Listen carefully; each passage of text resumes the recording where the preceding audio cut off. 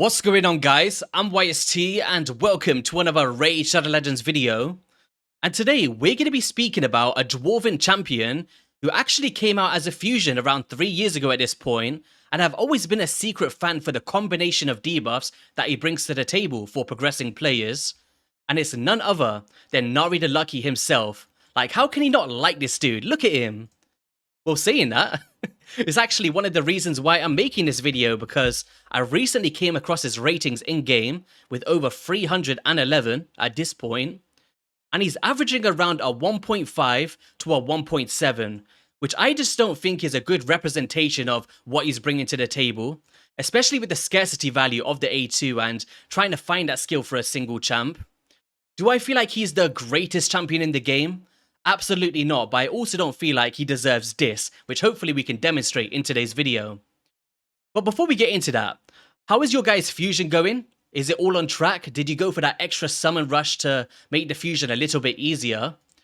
For me personally, I didn't do that summon rush. I am on track to do so, and the champion chase isn't looking too bad. At the time I'm recording this video anyway, for anyone that watches it in the future. We got 1550. We also have the Lemnisci Chase, where I'm going to get 500 points. We've got the Fragment Fusion of the Gom, so I'm going to get 2 of those as well. And then a few shards that I can summon. I might do it towards the end of this video or in a separate one. We'll see how it goes. But straight back into Nari the Lucky. YST. Stick with the video idea, buddy. Here we go.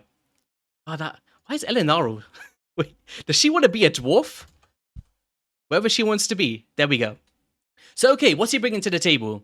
So with the Wii Filter, he attacks one enemy with a 70% chance once booked, or 75% sorry, of stealing one random buff from the target, which we're going to come back to very soon, because it synergizes with the A3.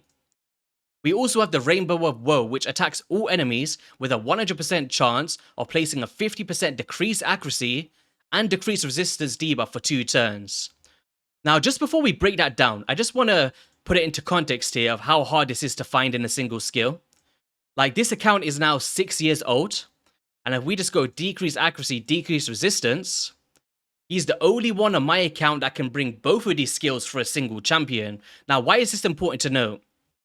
Because this is going to allow you to make it easier to resist the debuffs coming your way from content such as the Hydra boss with those provokes, the poison clouds, the heal reduction, and all of these tedious effects that could just mess you up, as well as making it easier to apply your debuffs with that decreased resistance.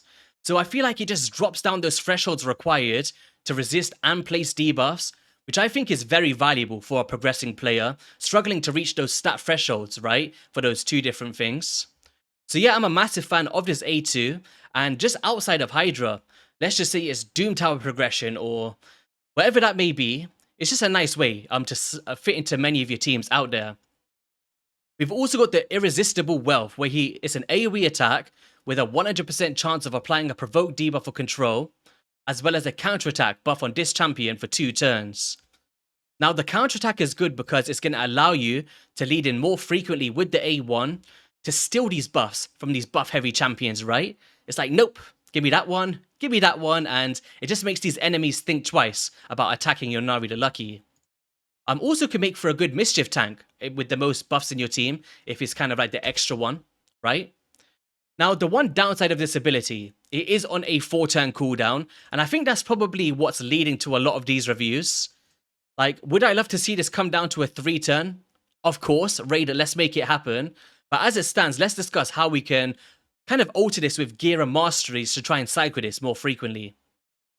In terms of the Joyful Song, at the start of this champion's turn, transfers a random buff from a random enemy to a random ally.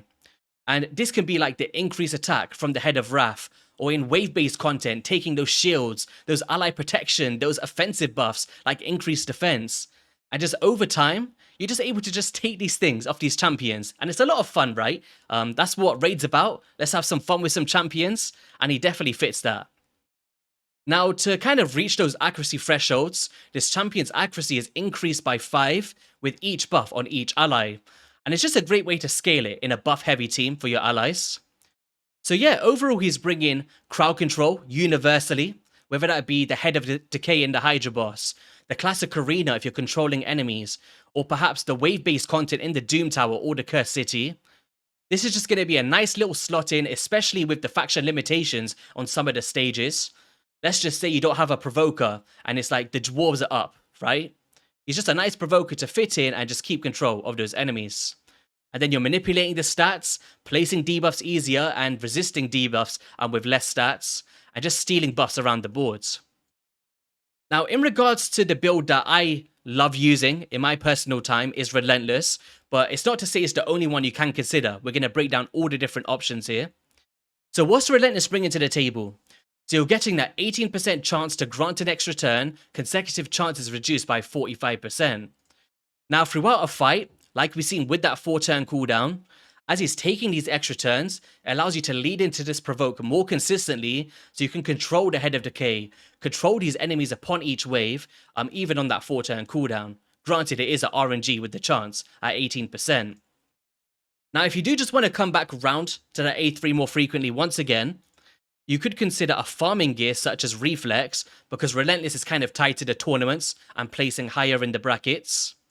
But, you know, even just regarding to Relentless, like, the way that I do it is, if there's an easy bracket, I kind of keep an eye on it. If it's an easy snipe, I just push for it. If it's a dungeon, I want to farm anyway, pretty much. And over time, you could just accumulate a good amount of it, right? But back to what I was saying in terms of Reflex. Can we just find it? Have I just got no Reflex in my account? Wait, what's going on? There it is. So if you can get the accuracy thresholds in your build alongside a Reflex, perhaps 4 Reflex, 2 Perception, which we're going to speak through soon, this will give you a 40% chance to reduce a random skill cooldown.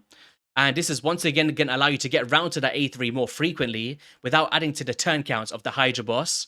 Because that is the one downside of something like Relentless, because if you're relying on a team that reaches turn cap, this is going to get you there faster.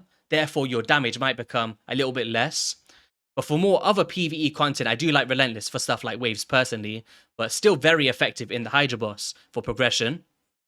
So yeah, we spoke about Reflex. Now, another one could just be Perception, which you can craft from the Forge by doing your Faction Wars battles, right? And this is going to give you the 2 primary stats you want on your Nari The Lucky. We've got Accuracy, and then we've also got Speed. And with it being an accessible thing that you can farm every single day from the Faction Wars, Perception could be a very good way to go if you don't want to invest your greatest gear into your Nari The Lucky, right?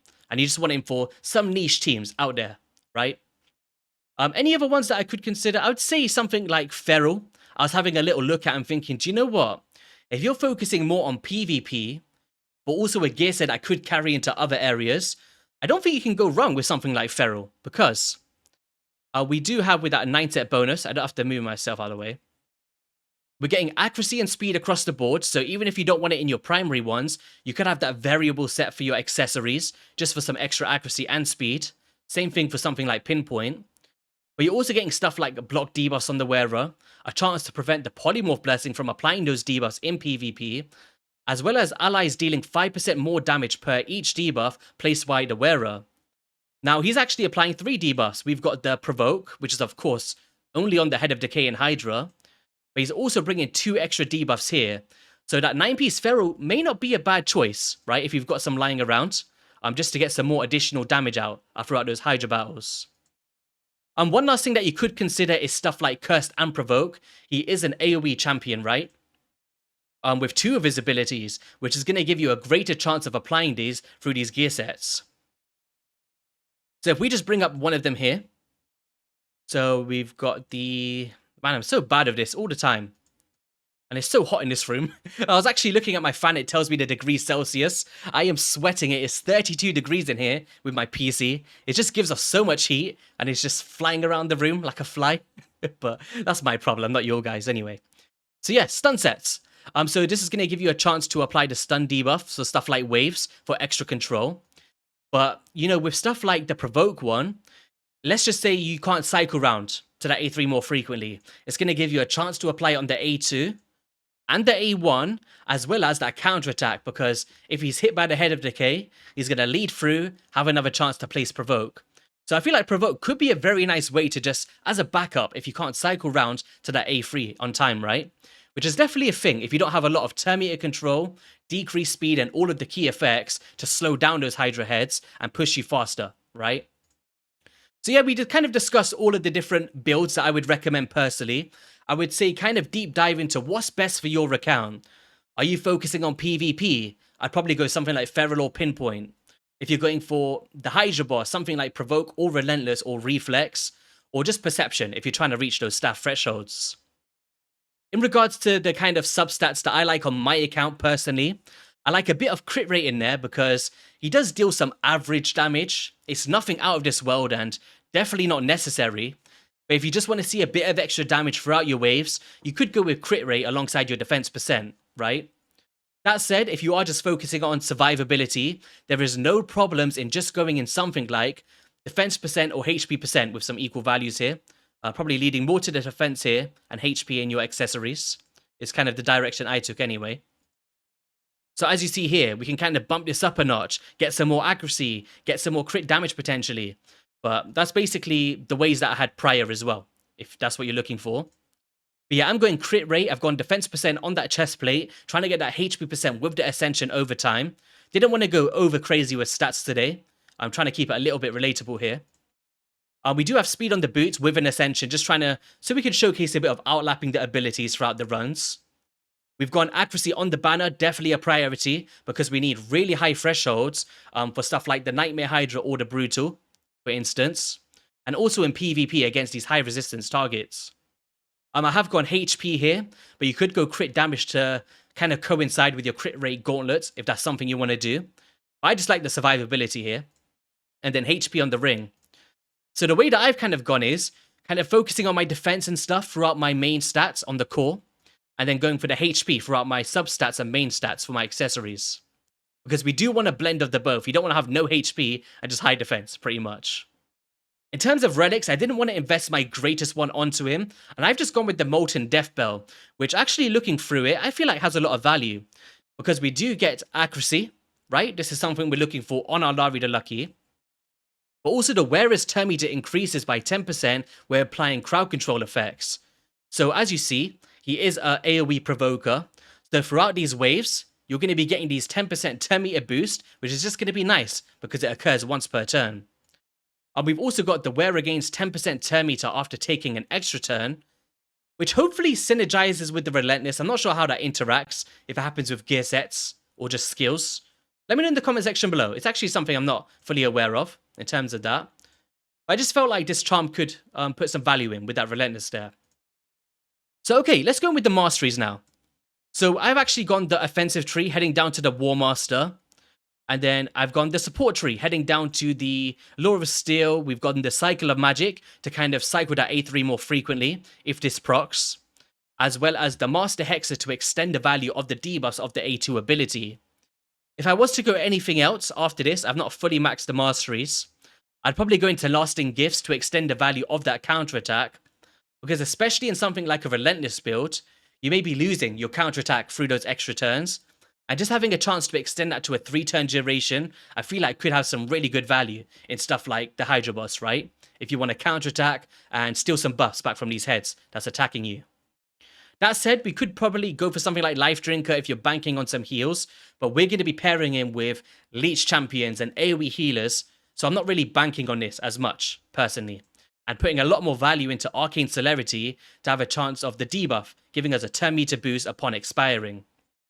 And once again, we're just looking for ways to get round to that A3 more frequently, right? We've seen this with Relentless, the turn meter boosting, the Cycle of Magic, and all of that good stuff. Now, if you did want to go another way, for something like PvP specific perhaps, because I do kind of like the War Master for the bonus damage throughout the run, you could consider something like Eagle Eye to get that extra 50, but if you do have like, I don't know, some blessings in there and, you know, a relic in there, even though it's a rare one, it's going to help out with stats and perception. All of these things added up, you may not need to rely on something like Eagle Eye. But it just comes down to the individual play and what you're looking for. And then relics, blessings-wise, I've just gone with Cruelty on my champion. I actually got very lucky with the 5-star. And it's going to allow me to kind of get a lot more accuracy and some crit damage, etc, etc. So cool, yeah, that's kind of the gear, the stats, and the masteries, and the things that I would be considering on my Nari The Lucky. And let's just go into a few areas of the game where I feel like he can really shine. I guess first thing we'll do is, let's go into the Doom Tower. We'll do some secret rooms and some boss encounters. Seeing that we do have the Magma Dragon in this rotation, which I think he is going to be an MVP for. And throughout that, we'll also see the waves, right? So let's just go like this. We'll put Ragnar in there. Who else, guys? Who should we put in? Mountain King. I actually want to do a guide on this dude. I feel like since his buff, he's got the buff he deserves. And just the cycling of his skills, I'm a massive fan.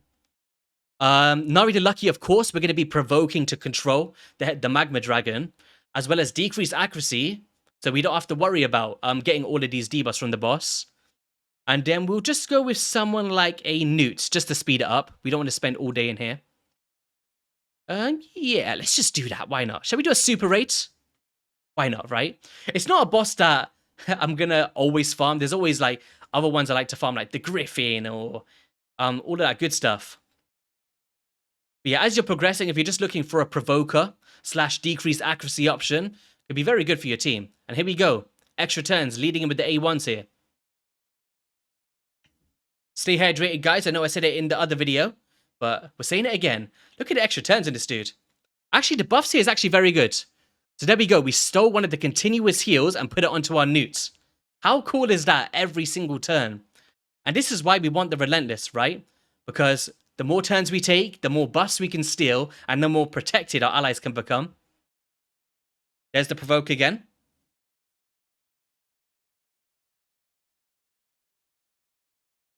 Here we go. I love Ragnar Goldgleam. Can't wait to make a video guide on this dude. By the way, for anyone, I did see a few comments of people saying, what kind of order am I doing these champions in? I do kind of want to answer that after he does a provoke. Keep you in the loop, right? So right now, we are getting burns, Hex. This is absolutely horrible. But once we kind of cycle his abilities here, we should have really saved his provoke. That would have been a good idea, right? Alright, so let them all die, it's all fine. So now we got the provoke on. Let's see if we can get that decreased resistance out. Decreased accuracy. Counterattack. So here we go. Decreased accuracy, decreased resistance. Now, right now, we're now resisting these effects. You see that on the Mountain King? And that can probably be the difference between you dying and not dying, pretty much. So, and this will correlate to so many bosses that's applying debuffs. Here we go. Resistance again. Yo, we're getting absolutely smacked here. We need to provoke. We should have saved the skills. Oh, man. Bring them back, Pythion. There we go. This is such a bad and shaky start to the video. It's like, why am I ever going to invest in Nari The Lucky YST when you show me this trash? Can we get into a good rotation now? Come on, Nari. Let's redeem ourselves here. There we go. Okay. Hopefully let's get into a bit of a rotation now. I do highly recommend kind of saving your skills. Putting it out on time. Okay. And there's a leech. Let's start healing. There we go. Decrease accuracy, decrease resistance. Bless Bash. Newt, just save us, please. We need some saving. Resisted on everybody. So this is the main thing I wanted to show. Bit of control, compare with your other provokers if you can't cycle it on time, and just helping you resist the effects of a boss like this. Man, this might just have to be a Mountain King solo at this point. We're all dead. Come on, Mountain King. Resisted. Nari's saving him a little bit. Oh, man. We need a big smack. No. He's dead. He's actually dead. We actually died. We actually died. That is sad times. But hopefully you've seen a lot of the... I'm not going to replay this. But hopefully you've seen a lot of the value that you could have across the waves and also some utility against the boss as well, right? But let's go into an area where champions aren't actually unbuilt, like we've seen with the Ragnar, which probably played a massive thing in that run there. So let's go into Secret Room 3 and put together a little fun team. Oh, back to what I was saying. So the way that I'm doing it is I'm trying to alternate the rarities of champions. So we've got, so far we did a common champion in Bully yesterday, which is a bunch of fun. We did an epic in Ostrox Boneglaive and KO as a rare. And now we're doing a legendary. So I'm going to try and alternate the rarities, slip through like a mythical champion here and there. And that's kind of the theme looking forward. But anyway, back into this. So let's just go with... trying to think of a little fun synergy here. Shall we just go 3-man squad? Yeah, let's do it. So this is actually a way that, for progressing players anyway, I like to take on the Hydra boss, regardless of secret rooms or just waves. Because what we're doing here, we're getting decreased accuracy, decreased resistance, placing our debuffs easier against high resistance targets, and a way lesser chance of us receiving the debuffs from the enemies in the right stats. As you see there, resisted, couldn't get our buffs stilled. Can we see another champion place a debuff? But anyway, then we've also got freeze with another champion, and stun with our Seal of the Drakes. And through the combination of all three of them, these enemies are pretty much never going to take a turn, which is massive. So yeah, we shouldn't have any time or any stress getting through this wave here, pretty much. I know there's a lot of buff-heavy champions here. Hopefully we can see some play some. I'm going to save it. Let's go A1. Let's see them place like an increased defense or something. Oh, we froze everybody. Okay. Let's go A1s. A1s. I just want to showcase that passive in action here. Let's put this on so we don't actually receive the freeze and stuff. A1, okay. This is perfect. You can see that I've also got Relentless on my Seal of the Drakes. I'm sure Ash will be proud that I'm using her. You see, there's all this extra turns. Technically, we could have just kept provoking, but we're trying to showcase his utility. So, okay, you see all of these buffs now. Watch this on our champions. We're going to start stealing them. Let's go provoke. So counterattack, boom. He's going to steal the strengthen. See that? Now he's got strengthen. If another champion attacks, he would have went through, stole another buff. If Whirlim attacks, go through, steal another buff. So that counterattack really has some cool synergy alongside the passive to put it on. Like as you see here, like some strengthens probably got stolen from the enemies and all of that good stuff. It's hard to see if he stole it there because we're facing the same champions in like a Whirlim Frost King. Here we go, counterattacks, more damage. Go through, these champions are completely stripped of their buffs. Let's try save our skills here now to get a nice little setup on round 3. And finish them off right. Oh, we got Chris here with the shield. See that? We just stole the shield and put it onto our Whirlim Frost King. Can we do it again? Did we steal a shield? Oh, it probably went onto the same champion. But we're also resisting the passive here of Chris the Ageless. Extra turns coming through, more provokes, freezes, stuns. And can you just imagine if we implemented a top tier damage dealer in the mix? Like between the 3 forms of crowd control, as well as some DPS and potentially like another reviver or something. It's a great way to get through. And look, resisting everything. So if you're struggling from the enemy's crowd control, a way better chance of resisting that with decreased accuracy out on those enemies. Keep that consistent, extra turns. And this is kind of why I like Nari the Lucky for stuff like the Cursed City of Sintranos with faction limitations or whatever that may be. This is where I love to use the Relentless build personally. So okay, what do I want to do next? I feel like one of the highlight areas is the Hydra clan boss. So if we just head in here on the brutal difficulty, I put together a fun little team here. Which does, hopefully some champions don't overshadow what he's bringing here. So the idea is we've got some multiple Terminator manipulators with Nekmo Far and Packmaster Shayak, who's also applying the block buffs. We got decreased accuracy and resistance, which we keep speaking about alongside provoke. I've also implemented a provoke build onto my Nari the Lucky, or onto my Nekmo Far, sorry. So in the times where he doesn't get round to his turns on time, or the extra turns don't proc with the Relentless, the Nekmo Far is just there as a backup, right? And you can consider this on one of your other champions to kind of slot in for those gaps. We've also got Whisper for some damage, Rector Dwarf for some further resistance manipulation to further resist the debuffs such as poisons. And then Lydia for decreased defense and weaken. So we're not going to do the entirety of the run. We're just going to showcase the mechanics of what he's bringing to the table, pretty much. So we're going to go decreased defense and weaken. Terminator boost him. Decrease speed, and here comes the provoke. Now the decreased speed and all of this Terminator increase is really going to add up and allow us to outpace the Head of Decay and cycle around to our abilities. And we also have to be curious of what we're doing here. We don't want to overcap on the debuff bar, including our provoke, so we can't apply the debuff.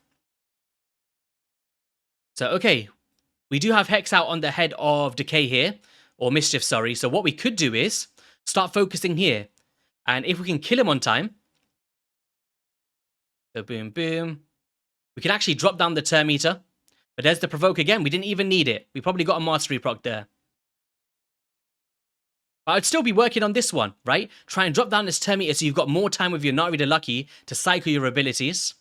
And with the decreased accuracy, we should be resisting all of the poisons from the Head of Blight. So let's see this now.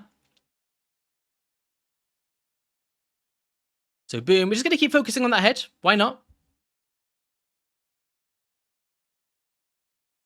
All right, so Head of Blight's going to go now. There we go. Provoke still coming through. And look at all of those resisted, guys. That all comes down to the decreased accuracy. How many times have you died to that? And you're like, damn, I wish I could just resist those poisons, resist those debuffs, and the wrath of the Head of Wrath with the provokes, right? So a really good combination. And it's just allowing us to apply our debuffs more easier. You see that there? The Head of Mischief couldn't steal the buffs from my Whisper. Therefore, I can still have my increased attack buff. We're still reapplying the provoke consistently with these gear sets, the relentless, the turn meter boosting, the decreased speed. And I've also synergized the Nari with a provoke set on my Necmofar here. So at the times where the kind of provoke falls off, we don't get the relentless procs, Necmofar's there as a backup champion. And you can consider that with any of your AoE support options, right? Just to slot in, or simply on your Nari in a provoke build for some chances there. And yeah, maybe the one thing we're lacking in this team is a bit more damage, right? For sure. Just wanted to keep it somewhat relatable to the difficulty we're facing.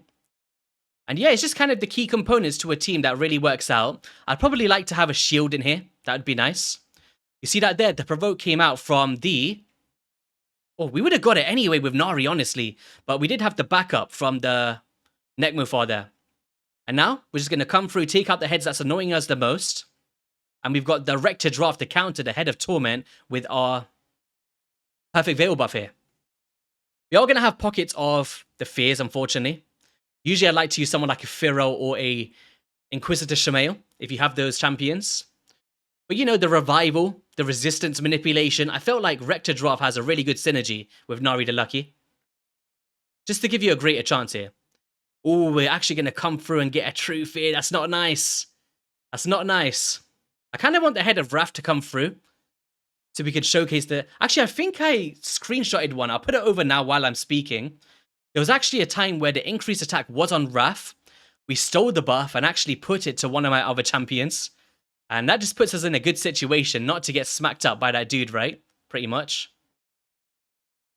So we'll just go through here to maybe turn count 20. We're doing some okay damage. Nothing crazy here.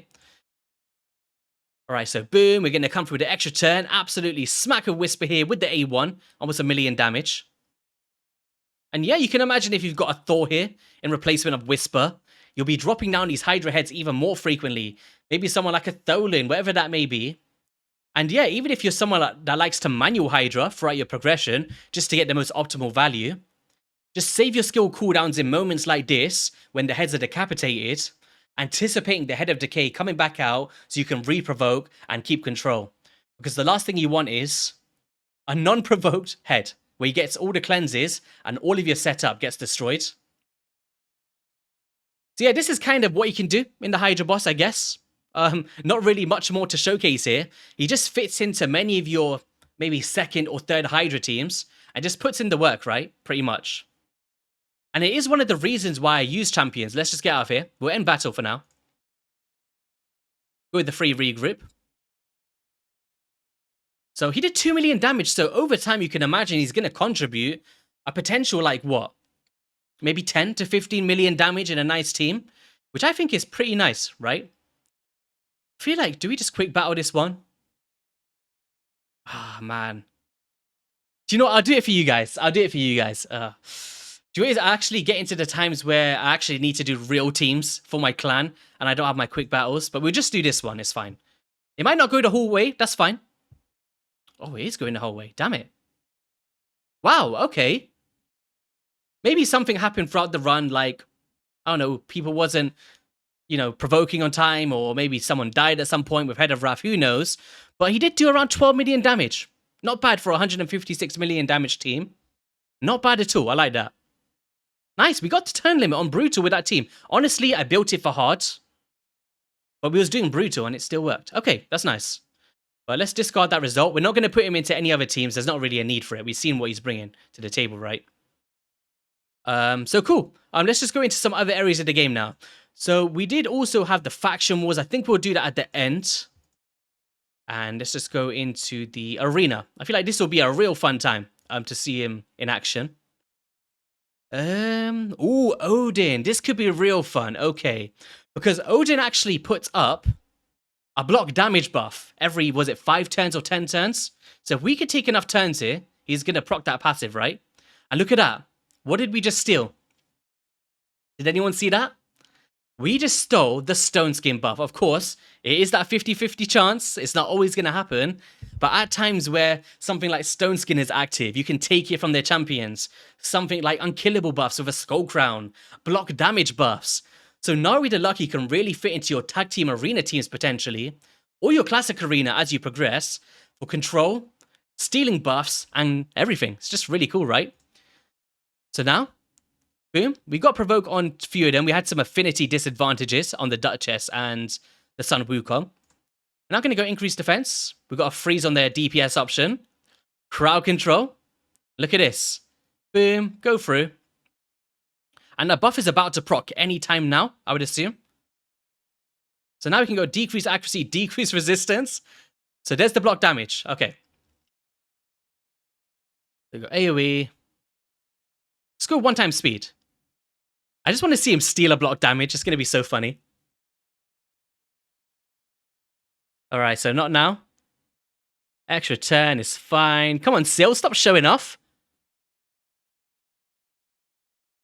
So did we steal one? We stole something, right? We must have stole something. Because it goes to a random ally, it's really hard to pinpoint where they're stealing it from. Sure, let's just go auto. Go A1s. A1s again. Oh, we're getting so many weak hits. We could be stealing these buffs. Resisted. You see that there? Decrease accuracy. Decrease resistance. Really cool. We're not trying to beat this team, by the way. We just want to see him steal some buffs. So nice. Alright, so now they got... Okay. They got block debuffs. Increase speed. Can we bring him back? Maybe steal some more buffs? Ah, damn it. But we seen him steal the Stone Skin. That was really funny. Do you know, I feel like we need to go for a round 2 on that team. We need some vengeance. Let's take out the Whirlim. Let's get a Thor in there. Thor Fey Hammer. He's going to bring the wrath with his hammer. Here we go. We should have a much easier time taking him down now. We had no DPS there. Can we steal the Stone Skin again? Oh, we stole it again from the Duchess. Yo, 2 for 2. All right.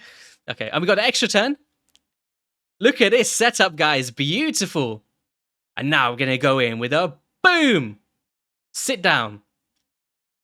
That's really fun. Really fun. This is what I mean, guys. Like, we're actually going to go through the ratings and the reviews in-game together and actually speak about where I personally feel like he should be rated. And you guys, I would love to see you, if anyone that's actually built up a Nari the Lucky, get involved as well, and maybe let's try and make these champions somewhat to what they can do in-game instead of just, everybody hates this champion, 1-1-1-1-1. It's just not a good representation, honestly. You know, not everybody has the cracked out champions in the game, and just using what they got right. And I feel like Nari can really slot into these teams, and as we see, put in the work, right? Pretty much. Any other fun teams here with a bunch of buffs? I feel like maybe Nishak might have buffs on there. Ooh. Can we steal the UDK's one? That would be real funny. Do you know what, guys? I'm going to do something funny here.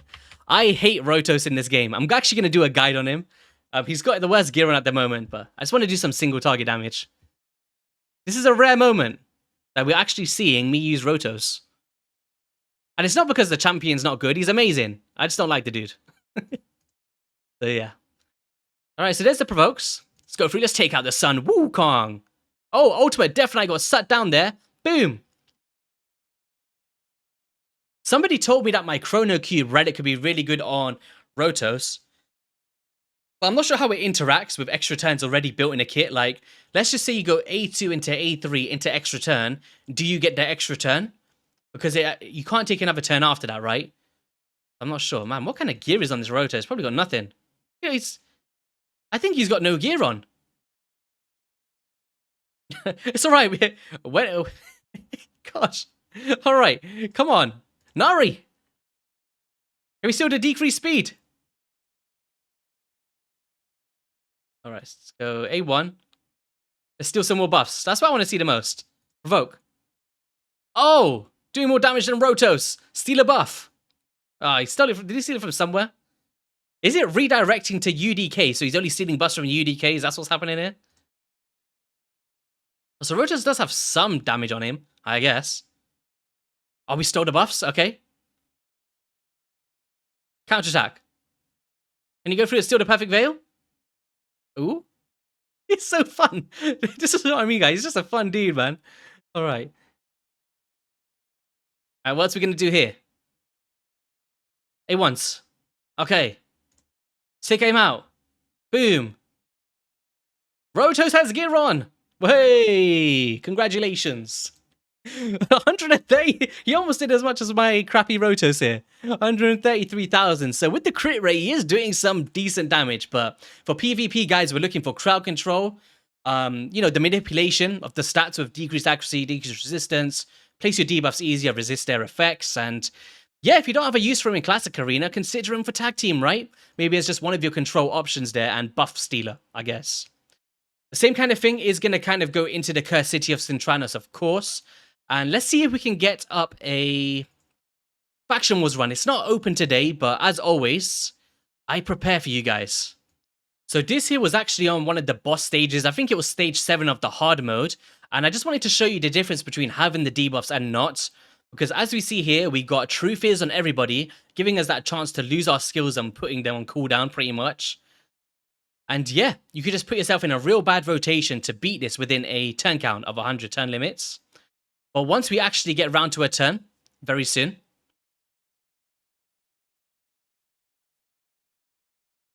we're actually going to revive here with our Senna for our Nari The Lucky. Come through, steal one of the buffs from the boss itself, and now we're going to lead in with one of our abilities. So counterattack once again. Steal back the other buff. Nice. Now we're going to lead in with decreased accuracy. And now the boss isn't going to be able to apply these True Fears to all of our allies, which is going to give us a better chance of actually beating this. So in something like Faction Wars, especially some of the bosses could really come in handy, right? So right now, we come through the extra turn with the Relentless build into a counter or provoke, sorry. Now watch this. Only the Trunder got the True Fears. We're going to see the boss take another turn very soon. Look at these counterattacks, just keeping us very consistent here. Chopping them down with the decrease accuracy, decrease resistance again. Resisted on everybody. You see this?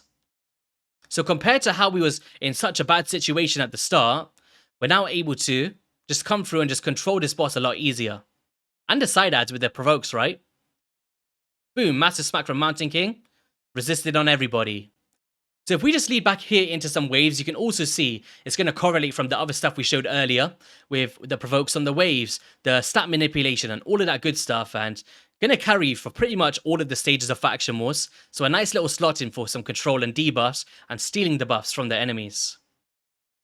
So yeah guys, I guess on that note, that is going to be all for today's video. If you did enjoy it, be sure to hit that like, subscribe button. I'd love to hear what kind of champions you'd love to see showcased on the channel very soon. And let's just do the little wrap up of where do I feel like he's good in the game in terms of reviews. So campaign locations, damage is not going to be crazy. Could probably still get 12 free done. I'll probably lean towards a 4 because we're just looking for DPS mainly. Could easily be a 5 if you're trying to... This campaign is so easy anyway. Do you know what? I think he is really good for the waves because stealing the buffs, frequent control, stat manipulation, extra turns. Yeah, I feel like for a progressing player, let's just say you're going your KO and your Nari or something, for instance, I can see where he can come in. Faction Wars, I'm going to say 5. Or 4, he's very good. It's just that 4-turn cooldown, but in something like Faction Wars, it's not like a Hydra where you're just provoking one enemy. Yeah, I think he's really good for Faction Wars, especially for normal. Arena offense, I'm going to go a 4. Just for someone that's crowd controlling. Arena defense, nothing crazy. I'd probably... It really depends if you've got like a go first team and a go second tanky build. I think he's just about average. He's just good for maybe defense. Like if you get outlapped, he's going to die. Yeah, I think he's just good for defense. Hydra, I'm going to say a 4. I think he's just very, very solid. The 4-turn cooldown is all that lets him down. Outside of that, a very top-tier champion, honestly, in my opinion. Gets an A tier at least. Kind of the potion keys, you don't really need to rank those. It's just whatever. Chimera, I guess he could help out a little bit. Maybe just bang on average. Steal some of the buffs they place. Make it easier to apply debuffs. Could help out. Yeah, just early game, right? Pretty much. Demon Lord, not good. Finite's Castle, not crazy. Yeah, I think just mainly like waves. If there was a wave thing here, like, is there Doom Tower? I feel like there should be kind of like a wave section or like something like that. Just control. Because that's where he would really shine, right? Yeah, I think we just save those ones for now. Pretty much. So yeah, I'd say a 3.5 to a 4 champion. Not the greatest in the world, but can definitely help you out. And this doesn't reflect at all of how good this champion can be for players. So okay, have an amazing rest of your day, and I'll see you all on a video soon. Peace.